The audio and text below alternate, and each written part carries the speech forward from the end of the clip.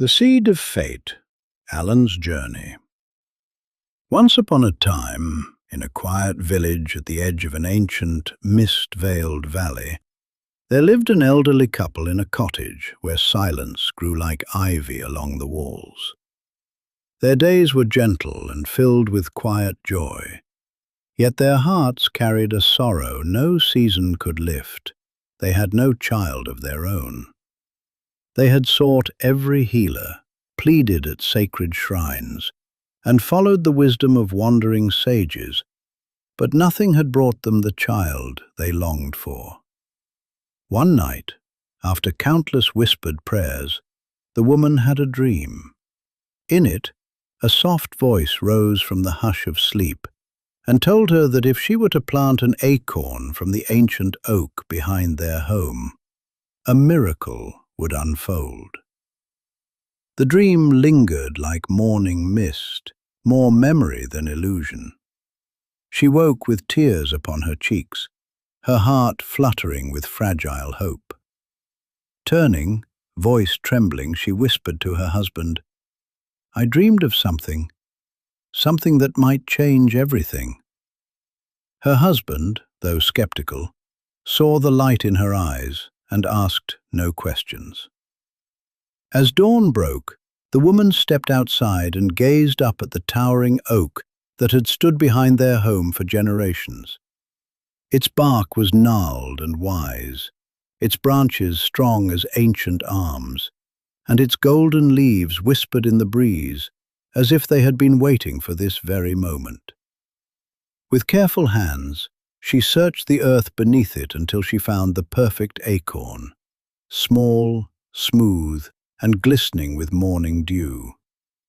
Cradling it to her chest, she whispered a silent prayer, then turned to her husband. "This is the one," she said softly.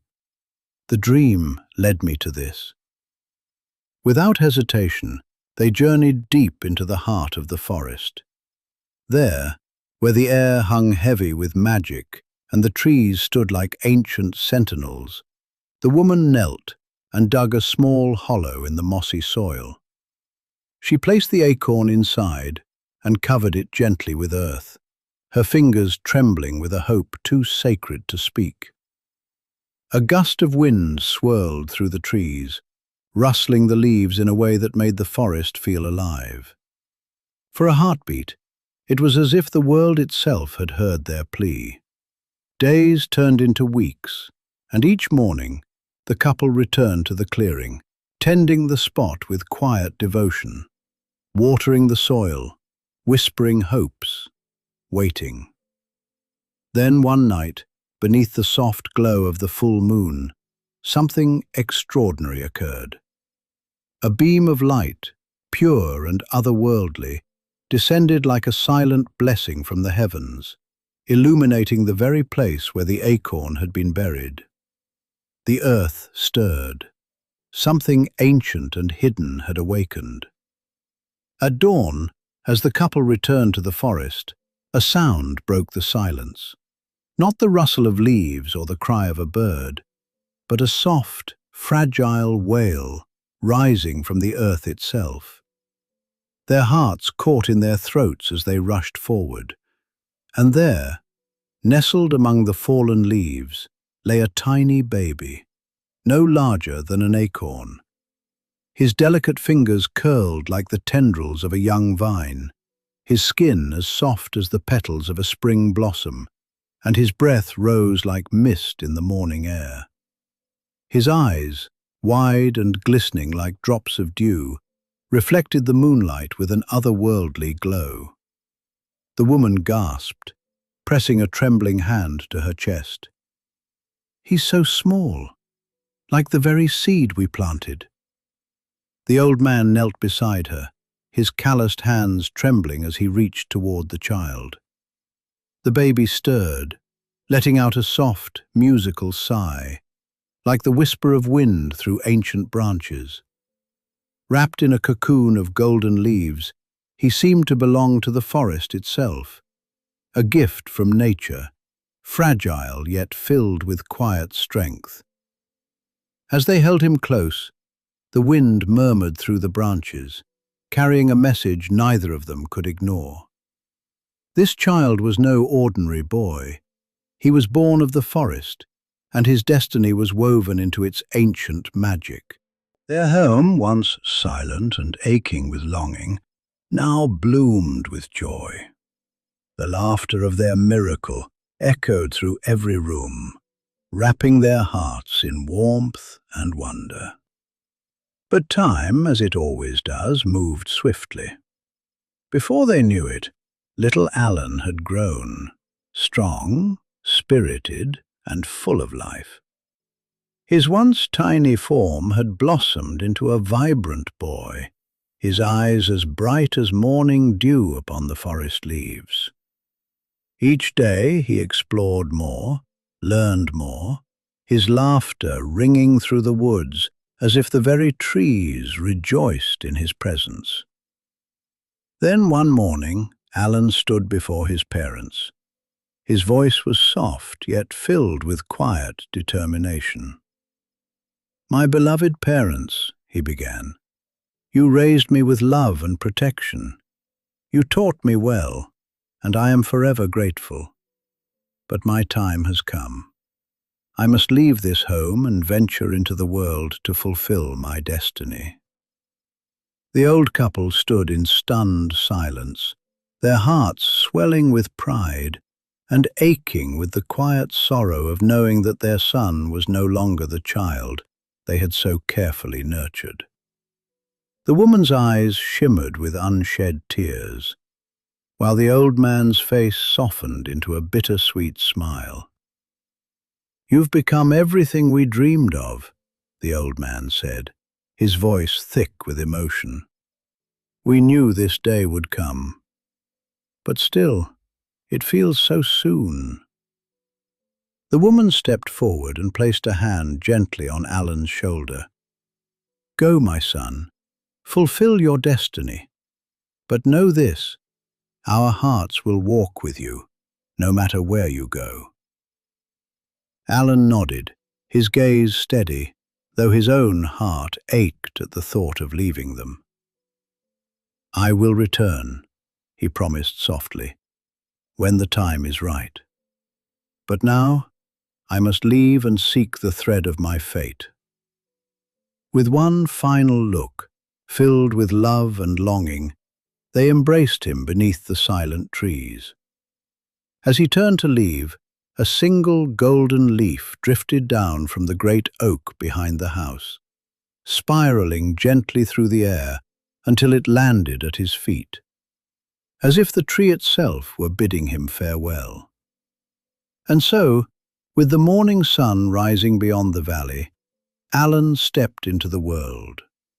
A heavy stillness, like the hush before he stepped into this world, settled once more upon the land. It was as if the forest itself had stilled its breath. His parents remained frozen at the threshold of their home, watching him go, until he vanished from sight, swallowed by distance. He searched the wide world, crossing oceans that whispered ancient secrets, wandering through deserts where the stars bled silver onto the sand, and climbing mountains that kissed the breath of the sky. With every land he touched, Allan gathered not only knowledge, but pieces of the world's forgotten soul.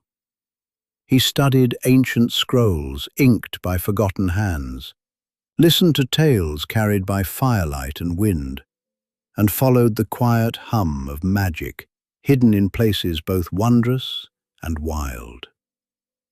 The journey shaped him, slowly, deeply, until the boy who once sprouted from an acorn had become something more. A seeker, a man of destiny.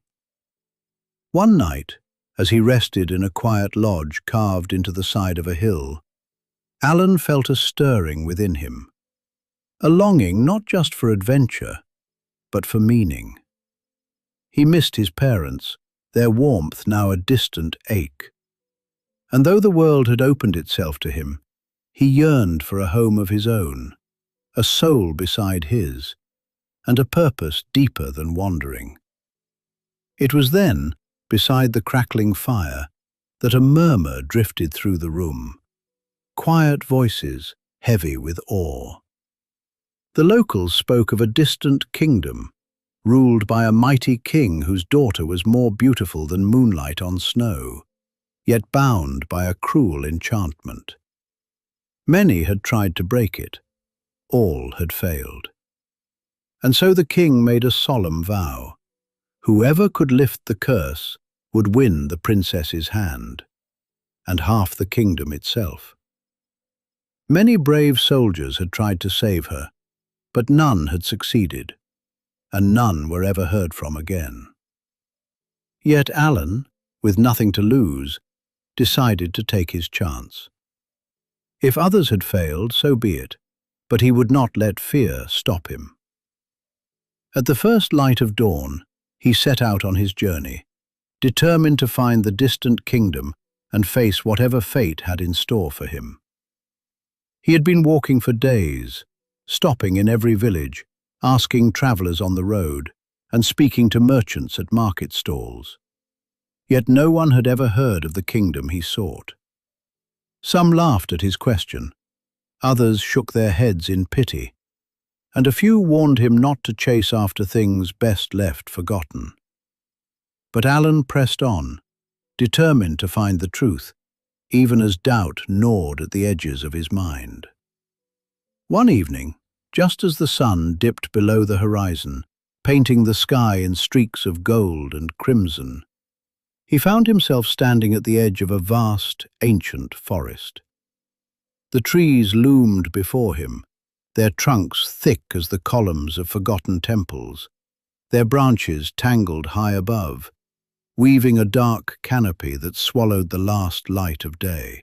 As he took his first cautious steps toward the woods, a faint glow flickered between the trees. A single, steady light, small but unwavering. Someone lived there. Perhaps they knew the way. Thinking it might be the home of a forester, Allan adjusted the strap of his satchel and started toward the glow, his boots crunching against the fallen leaves. The deeper he went, the quieter the world became. The whisper of the wind replaced by the hushed murmurs of the forest.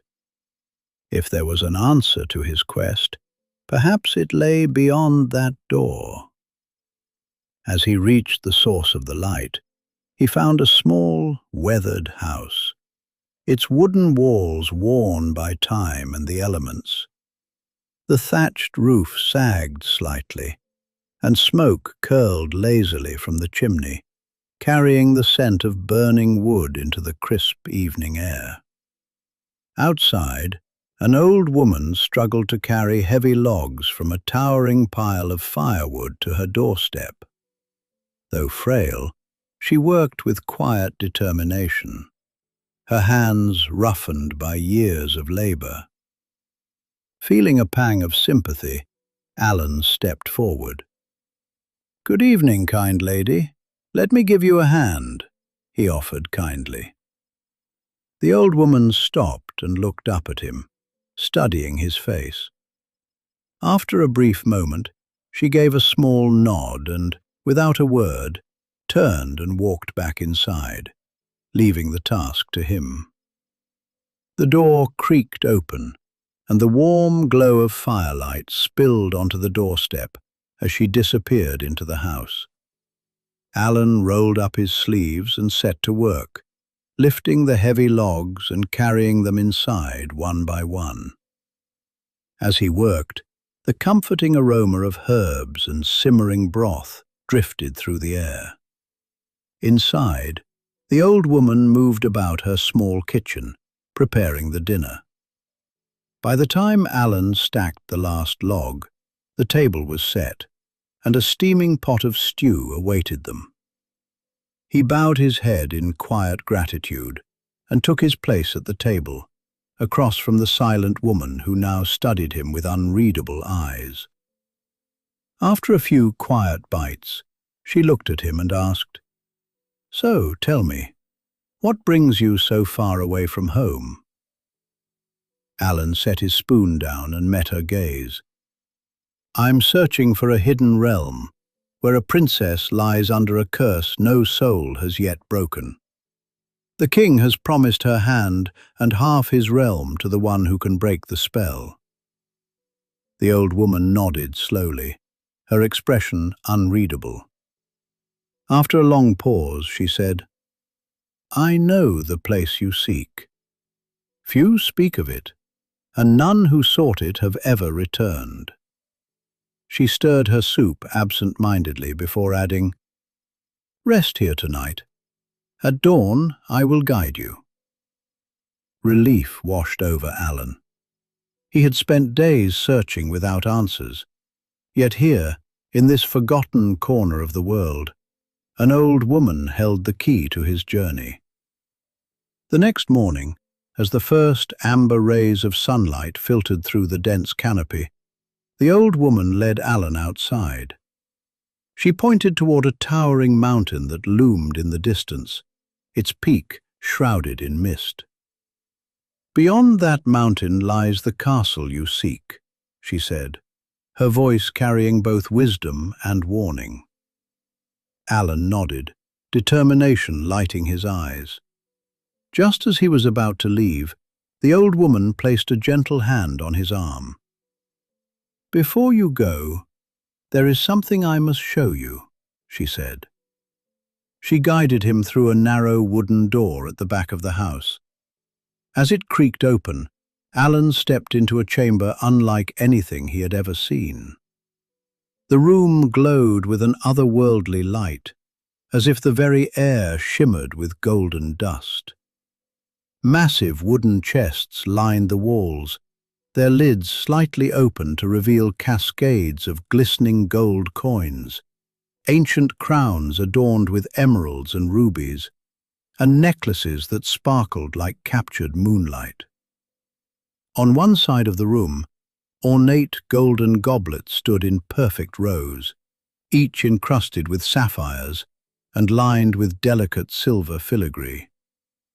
Silken pouches overflowed with pearls the size of raindrops, while intricately carved bracelets, their gemstones gleaming in every color of the rainbow, rested upon velvet cushions.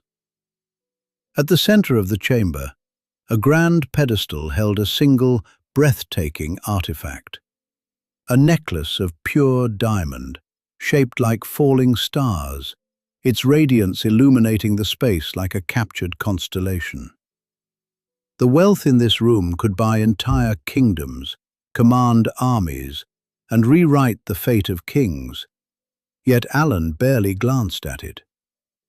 The old woman watched him carefully as he stepped past the overflowing chests and glittering treasures. His gaze landed on something small and unassuming, a delicate, tiny ring, nestled within a carved wooden box. Its band was thin, yet its craftsmanship was exquisite, adorned with a single, simple opal that gleamed softly, like the first light of dawn. Allan picked it up, rolling it between his fingers. A faint smile curved his lips. "This is what I will take," he said softly. The old woman's eyes crinkled with amusement. She had expected him to reach for the grandest, most dazzling piece, but instead, he had chosen something humble, something personal. "This is everything you want?" she asked, tilting her head. Allan nodded. "Yes, it's exactly what I need," his thoughts reaching toward the princess like a silent vow. A knowing smile spread across her face. "Then take it, and remember, sometimes the smallest gifts hold the greatest power." With that, she closed the chamber door behind them, and Allan, his heart steady, stepped into the dawn, ready to face his destiny. After days of walking through the dense forest, Allan felt the weight of exhaustion pressing upon him. The towering trees stretched endlessly in every direction, their thick canopies blocking the sunlight, casting eerie shadows upon the forest floor. His feet ached, his stomach rumbled, and a deep weariness settled in his bones. Just as he felt his strength failing, he spotted a massive oak tree, its ancient trunk thick and sturdy, its sprawling branches like protective arms over the land. He sighed in relief, thinking it the perfect place to rest for the night. But as he approached, a sudden frantic chirping filled the air. High among the branches, a nest of tiny sparrows fluttered in distress. Their fragile bodies trembled as they huddled together, crying out for help. Allan's gaze followed their desperate calls, and then he saw it. A long snake slithered toward their nest, its movement slow but deadly. The baby birds, helpless and weak, had nowhere to go. Their tiny beaks opened in silent cries, their little wings too small to carry them to safety. Allan's heart clenched at the sight. Despite his hunger, despite his exhaustion, he could not stand by and do nothing. He quickly grabbed a thick branch from the ground and with one swift motion hurled it at the snake. The creature recoiled and fell, landing with a dull thud among the roots. But it was not enough. The snake coiled again, preparing to lunge. With a determined breath, Allan unsheathed his hunting knife and struck swiftly, ending the threat before it could return. The sparrows chirped wildly, flapping their tiny wings as if singing their gratitude. One of the smallest birds, its feathers a soft golden brown, hopped to the edge of the nest and tilted its head, watching Allan with bright, intelligent eyes. He smiled softly. "You're safe now," he murmured, his heart warm despite his hunger. Then, glancing down at the fallen snake, he realized it would make a fine meal.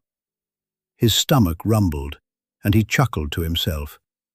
Well, at least the day wasn't wasted. Gathering some dry wood, he started a small fire beneath the great oak. The flames crackled warmly as he cooked the snake over the open heat. The savory scent of roasting meat filled the air, blending with the earthy aroma of the forest. As he ate, the sparrows remained above, their tiny eyes peeking through the leaves, watching the man who had saved them. The next morning, as the first light of dawn painted the sky in hues of gold and pink, Allan prepared to continue his journey toward the mountain. He adjusted his satchel, took a deep breath, and turned to leave. But just as he stepped away, a small sparrow fluttered down from the great oak and landed gently on his shoulder. To his astonishment, the tiny bird leaned close and whispered into his ear, its voice soft as the morning breeze. "Thank you for saving my babies," it said. "You showed kindness when no one else would. Take this feather, and whenever you find yourself in need, blow 3 times upon it, and I will come to your aid." The sparrow then plucked a delicate golden-brown feather from its wing and dropped it into Allan's open palm. He looked at it, marveling at how it shimmered slightly in the sunlight, as though woven with a trace of magic. Allan smiled, bowing his head in gratitude. "Thank you, little one. I will cherish this gift." With that, the sparrow took flight, disappearing into the treetops. Allan carefully tucked the feather into his pouch and, with renewed determination, set off toward the towering mountain. At long last, Allan finally reached the foot of the mountain. He exhaled deeply, wiping the sweat from his brow as he gazed up at the towering peaks above. "At last," he murmured to himself, "I will rest here for the night and gather my strength." Looking around, he scanned the forest floor for food. Among the thick foliage, he found a handful of wild berries, some mushrooms, and other forest fruits, just enough to make a small meal. With his modest dinner in hand, he made his way to a nearby river, the sound of gently flowing water calling to him. He knelt by the cool stream, cupping his hands to drink, allowing the crisp, refreshing taste to wash away his exhaustion.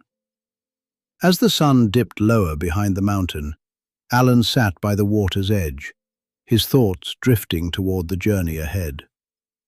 Tomorrow he will begin his ascent, but for now he needs rest.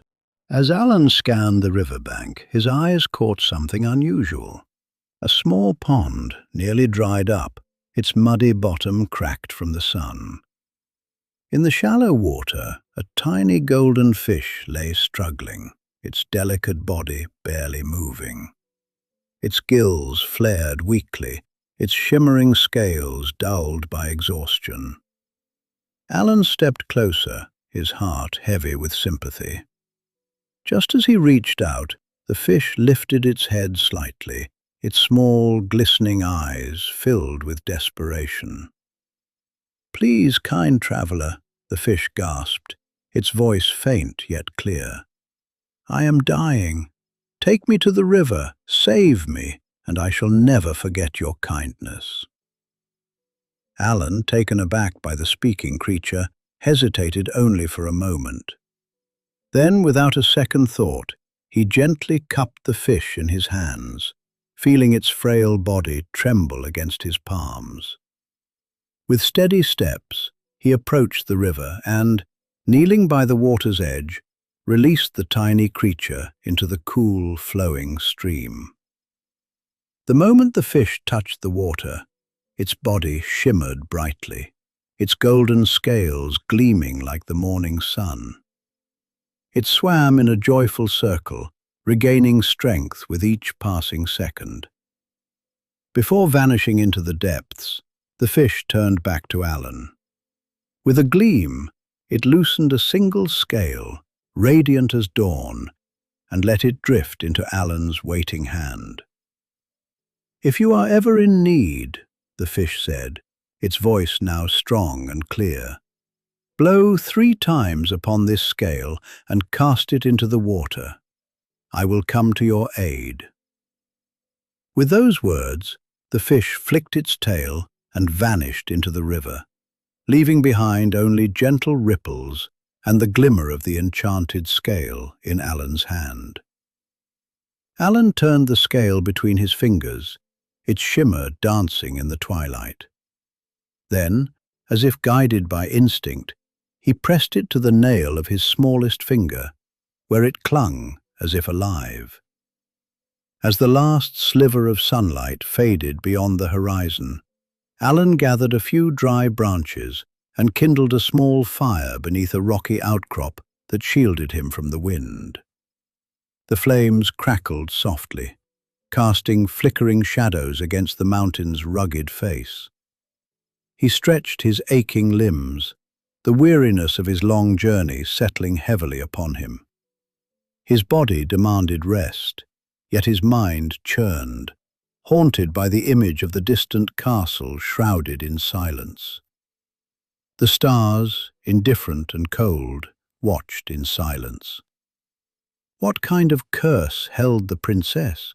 What unseen trials lurked within those ancient walls?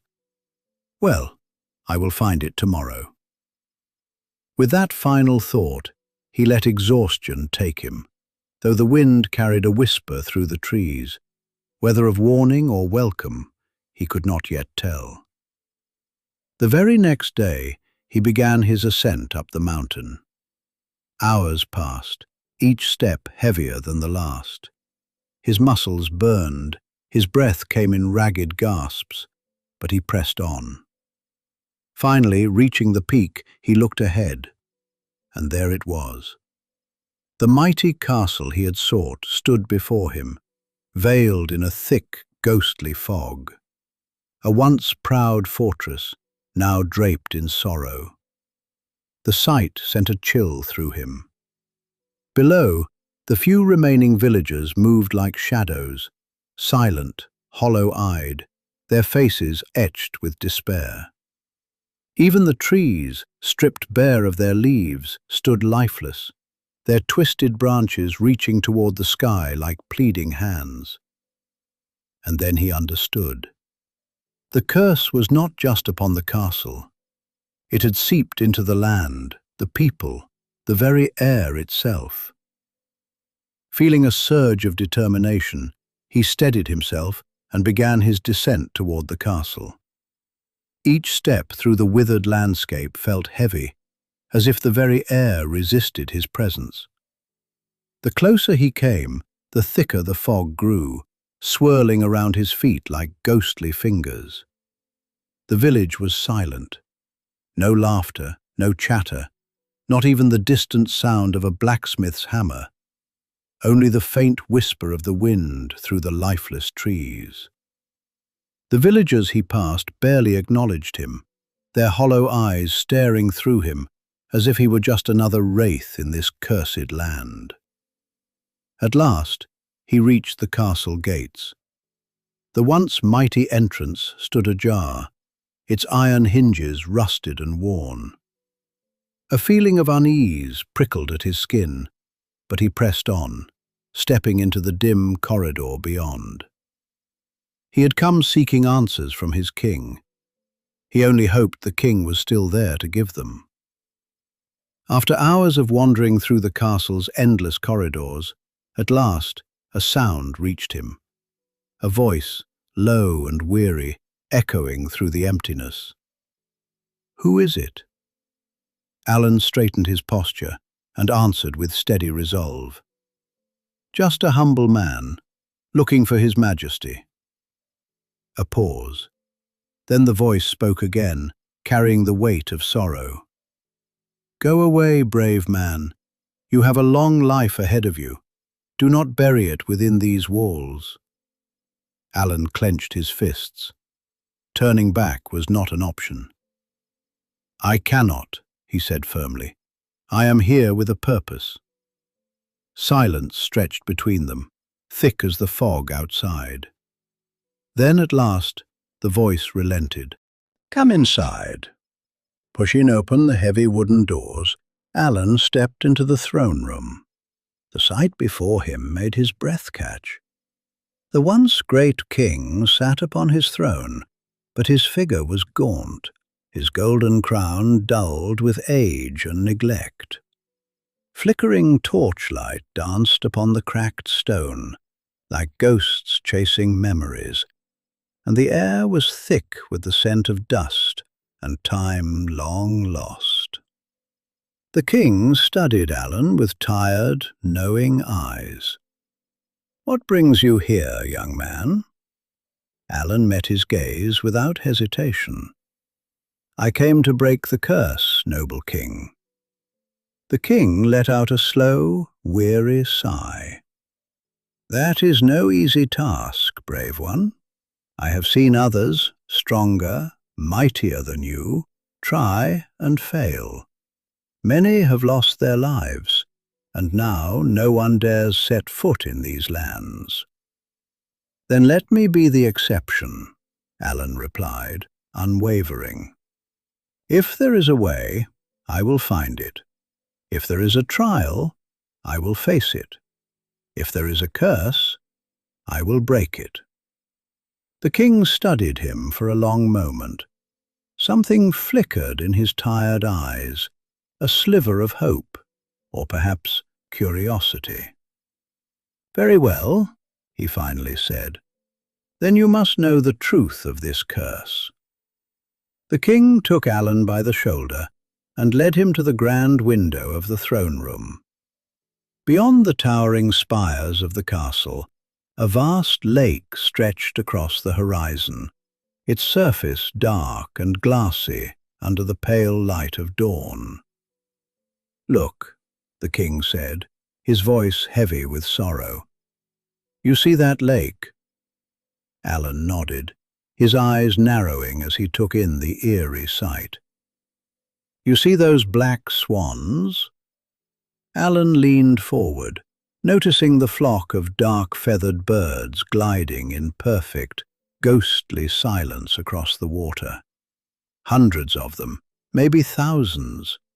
Their presence made the lake feel alive, yet unnervingly still, as if something unseen weighed down upon them. "I see them," Allan confirmed. The king exhaled slowly, his gaze lost in memories.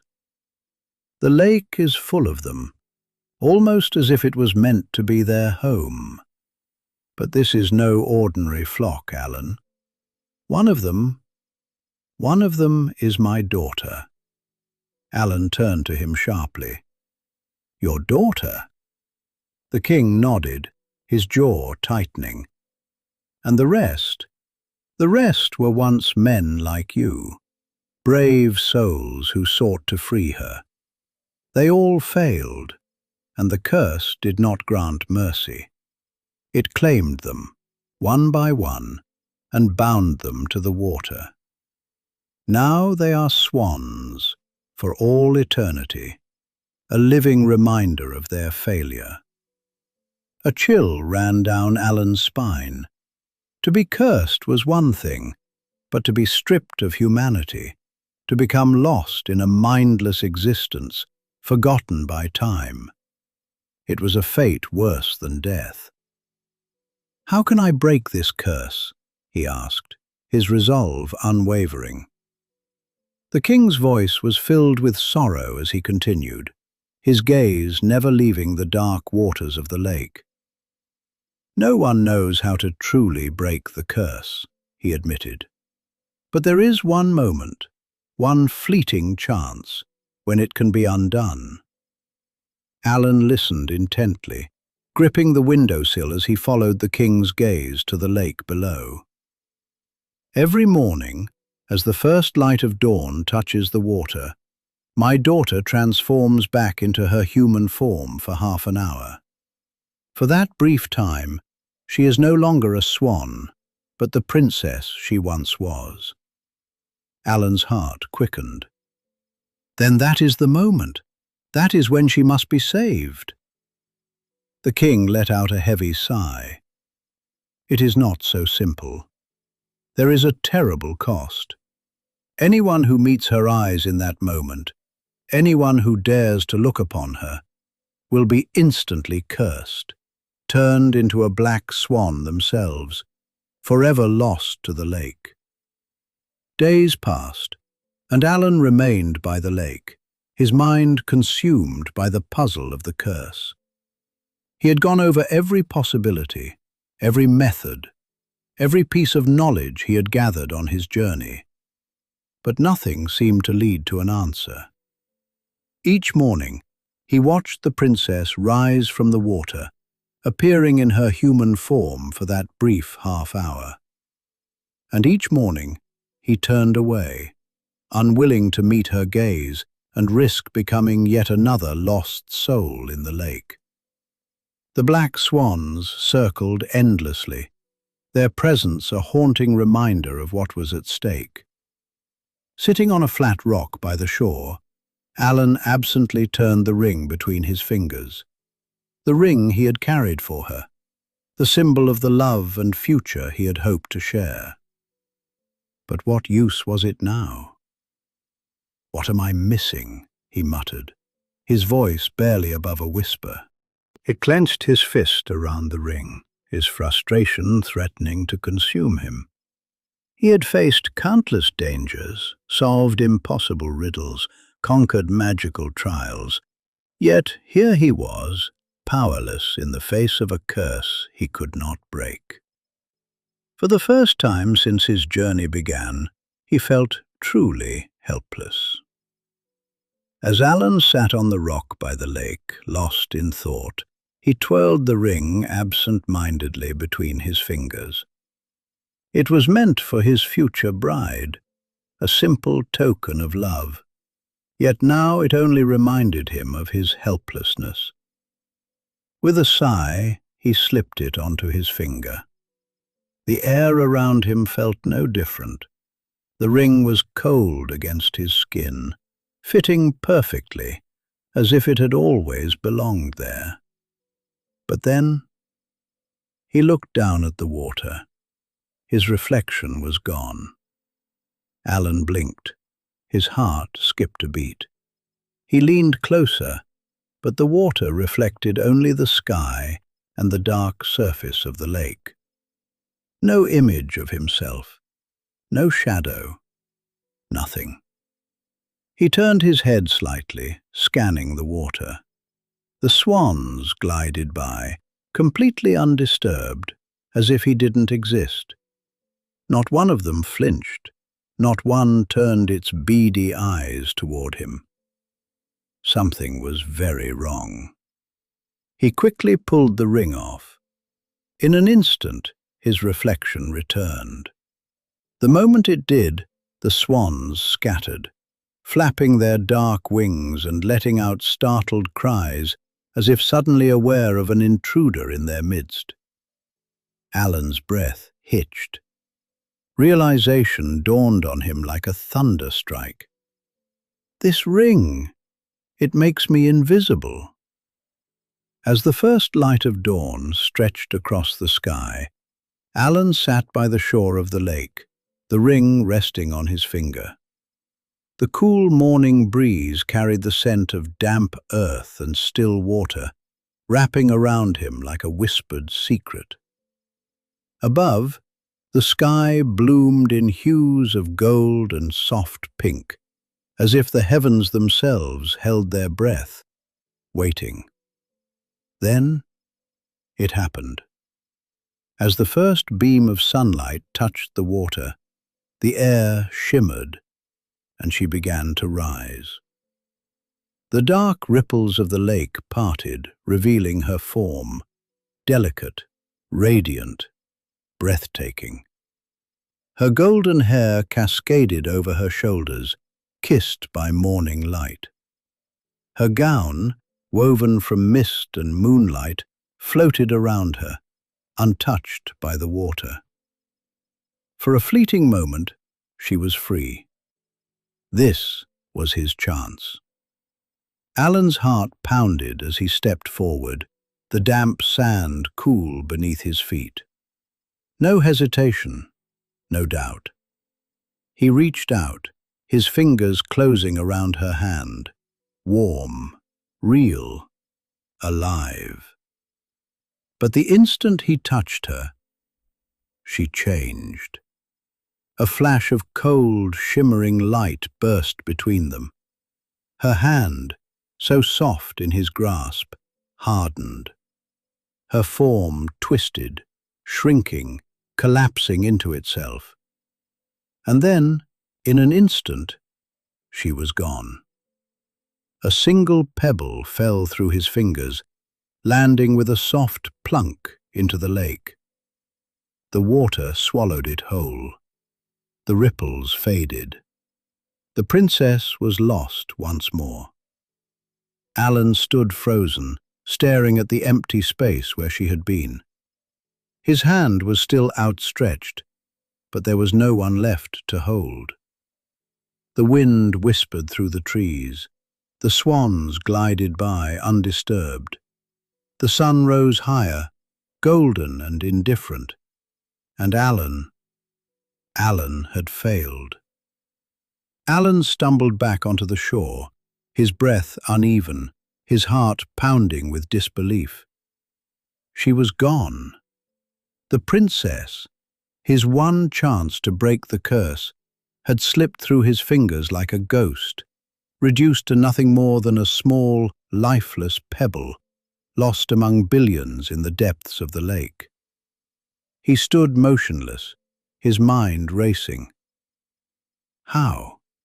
How could this happen? He had been so close. He had held her hand, pulled her from the water, and yet, in the blink of an eye, she had vanished into the endless sea of stones below. How could he ever find her now? He knelt at the water's edge, his hands digging into the cool, damp pebbles. Thousands, millions, billions. How could he ever hope to find the one that was her? Frustration clawed at him. His fingers trembled as he scooped up handfuls of stones, watching the water slip between them, indifferent to his desperation. Then something caught his eye. A flicker, a glimmer, a golden spark. It was faint, so faint he almost thought he had imagined it. But then it came again. A tiny flash of warm light, swirling beneath the water, weaving through the countless stones as if it was alive. His breath caught. Allan waded into the shallow water, his heart pounding as the golden light shimmered closer. As the ripples parted, he saw it, the tiny golden fish he had once saved, its delicate scales gleaming like captured sunlight. But it was not alone. In its mouth, the fish held a single smooth pebble, small, unremarkable, yet carrying a presence that sent a shiver through Allan's soul. As he took another step forward, the fish lifted its head and spoke. "I watched you, Allan. I saw everything that happened." Allan froze, his breath catching. "The curse is cruel," the fish continued, its voice like a whisper through the wind, "but not unbreakable." Slowly, gently, the fish released the pebble into Allan's open palm. It was cool against his skin, as light as air, yet it felt alive, as if something within it longed to return, to be whole again. "Here is your beloved princess," the fish said. "Throw the pebble onto the ground, and she will return to you." Allan's fingers tightened around the stone. He stared at it, his mind racing. Could it really be? Could this simple, ordinary pebble be the same woman who had risen from the lake only moments ago? He had no choice but to trust. Taking a deep breath, he stepped back onto the shore, and with one final act of faith, he cast the pebble to the ground. The moment the pebble touched the earth, the air shuddered. A pulse of golden light burst from the ground, swirling like fireflies caught in the wind. The very earth beneath his feet rippled, as if the world itself was exhaling a long-held breath. Then, she was there, standing before him, her golden hair flowing like silk, her gown draped in light and moonbeams, her eyes wide with the weight of a century of dreams. She gasped, her hands trembling as she looked down at herself, whole again, real again. Then she lifted her gaze, locking eyes with Allan for the first time. And this time, there was no curse to claim him. Only gratitude, only wonder, only life. Tears welled in her eyes, her lips parting in a breathless whisper. "You saved me." Allan let out a slow, unsteady laugh, running a hand through his damp hair. "I suppose I did." With the princess safe in his arms, Allan led her back to the castle, his heart lighter than it had been in weeks. The moment they stepped through the grand gates, the entire kingdom erupted in joy. The streets filled with music, laughter, and the ringing of bells. The people, long trapped in sorrow, rejoiced. But no joy was greater than that of the king. He rushed to embrace his daughter, his hands trembling, tears slipping down his weathered cheeks. For a century, he had waited for this moment, and now his beloved child was free. But something was still unfinished. As the celebration calmed, the king turned to Allan, his expression shifting from joy to solemnity. "Brave man, you saved my daughter, and as I promised, her hand is yours." But then his gaze darkened, his voice lowering. "Yet, when she was cursed, my fortune was cursed as well. Every ounce of my gold was turned into rice, so that all the men who failed to save her and were turned into swans would have something to feed upon." The crowd fell silent. "To break this final curse, I must know the exact number of grains of rice in my treasury." The great doors to the royal treasury chamber swung open, revealing a vast sea of rice. The room stretched as far as the eye could see, mountains of white grains piled high, once golden riches now reduced to nothing but humble food. Allan's breath caught. The task was impossible. "It would take hundreds of years to count it all," he whispered. "There is no way." He stood among the endless grains, searching for a solution. Then he remembered. The sparrow. The small bird he had once saved in the forest. The one who had given him a feather, promising help in his greatest time of need. Without hesitation, he took out the feather. Holding it close, he blew on it 3 times. The air shifted, as if the wind itself had paused to listen. Then, in a flutter of wings, the sparrow appeared. "How can I help you, brave man?" the bird chirped, its eyes twinkling with wisdom. Allan quickly explained the curse and the impossible task before him. The sparrow listened, then tilted its head and let out a small laugh. "Pfft, this is an easy task," she chirped. Then, with a final playful flap of her wings, she vanished into the sky. Allan blinked.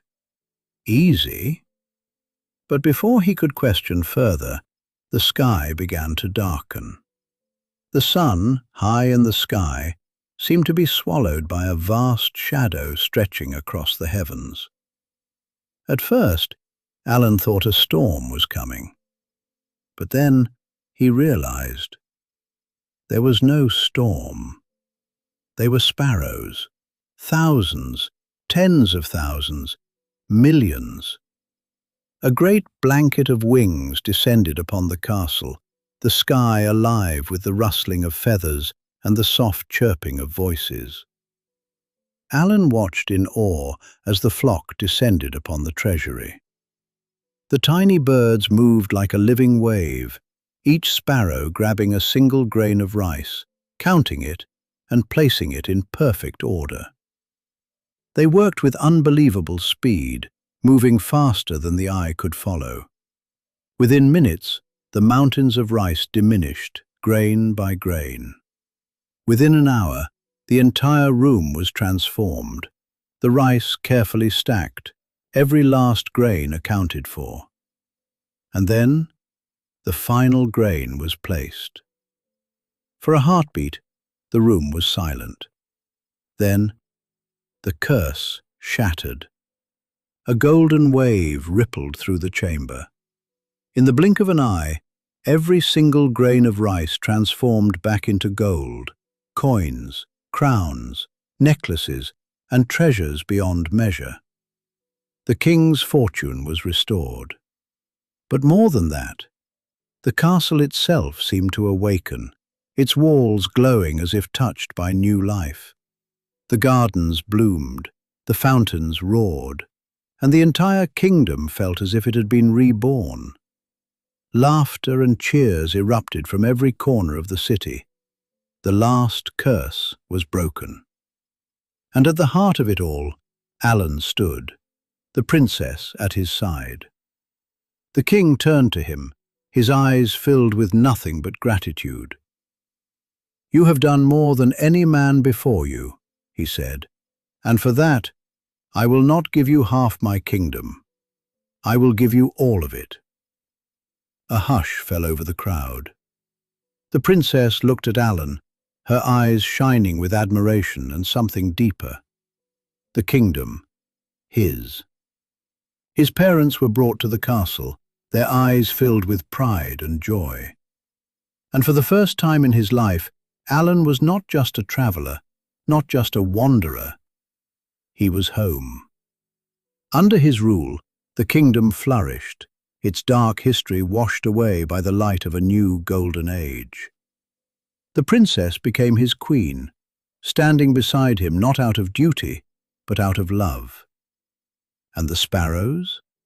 They remained, never far, watching over the kingdom as its eternal guardians. And so, surrounded by love, family, and the land he had fought to save, Allan lived in harmony and happiness for the rest of his days. The end.